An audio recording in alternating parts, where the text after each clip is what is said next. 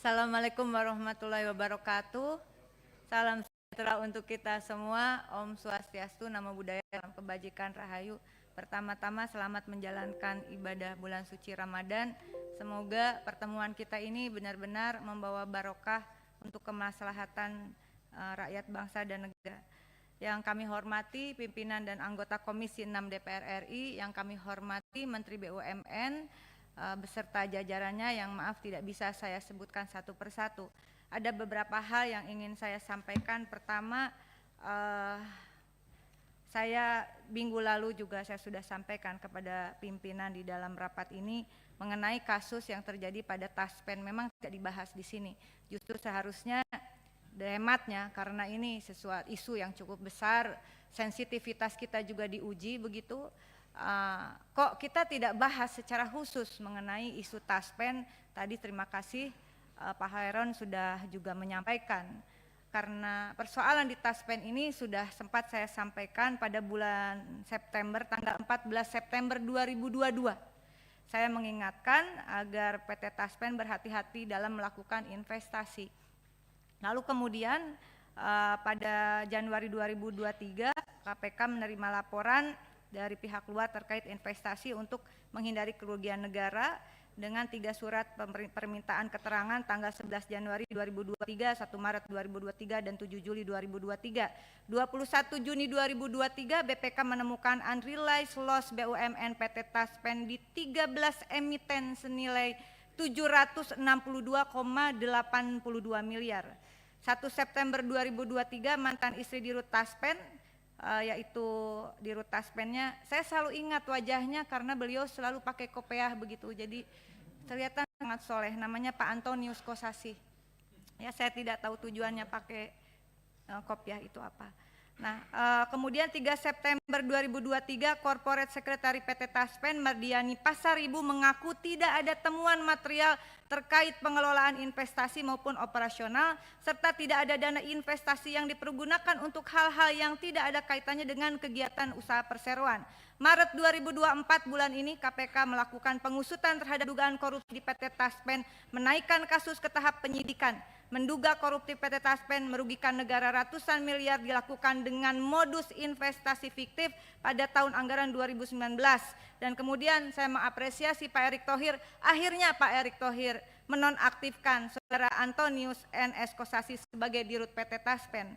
Saat ini KPK mengaku masih mengembangkan penyidikan terhadap kasus ini. Bapak Ibu yang kami hormati, dalam mencermati beberapa pemberitaan terakhir, PT Taspen di Desember 2023 melayani 6,79 juta orang peserta.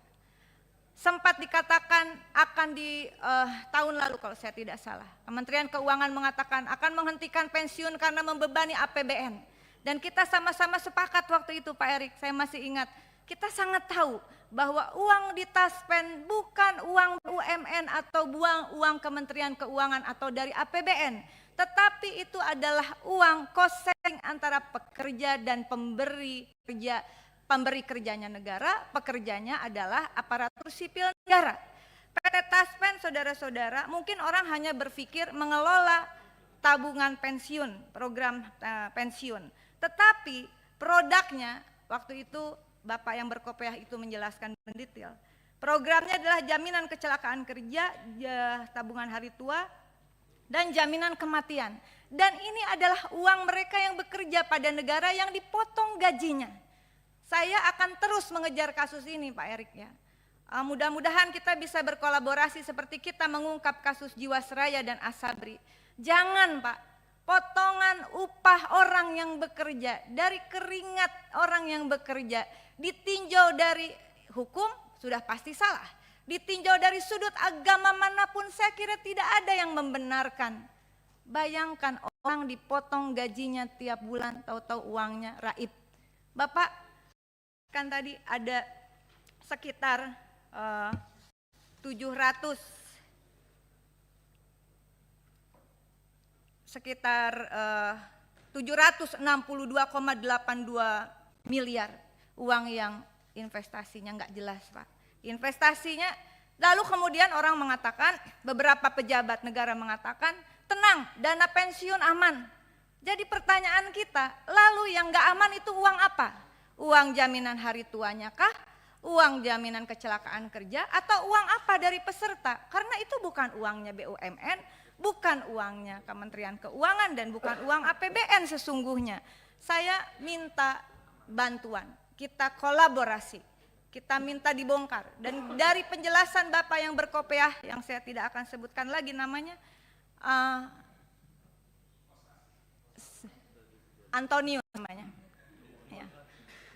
Jadi saya merasa Pak, ini di akhir jabatan kita bersama periode ini Pak. Di sini ada Bapak yang sering berkomunikasi, kita bekerja keras untuk membantu nasabah Jiwasraya dan sebagainya. Tolong bantu Pak. Ini uang pensiunan, waktu itu dikatakan bahwa tadi ada yang menanyakan, siapa yang menentukan investasi di PT Taspen? Bukan Menteri Keuangan, bukannya Kementerian BUMN, tapi Kementerian Keuangan yang menentukan. Oleh karena itu dalam kesempatan terbuka ini, karena saya juga sedang live, KPK kalau memang serius ditelusuri juga ke Kementerian Keuangan. Karena ketentuan investasi THT, tabungan hari tua berupa deposito, obligasi, saham, reksadana, penyertaan langsung dan properti. Koreksi jika saya salah Pak Menteri. Tetapi saya kira di sini ada juga campur tangan dari Kementerian Keuangan untuk investasi mengenai program-program dalam jaminan sosial. Itu mengenai Taspen, Bapak mohon bantuannya. Apakah nanti jawaban tertulis saja Bapak? Jangan Pak, kita jangan. Udahlah, kita semua yang ada di sini, kalau kami mungkin insya Allah kita dilantik lagi karena hasil penghitungan KPU yang terpilih itu akan dilantik lagi. Tapi di jajaran BUMN belum tentu loh, ya siapapun belum tentu. Ini kesempatan kita, ini bulan Ramadan, yolah kita ibadah Pak, bongkar.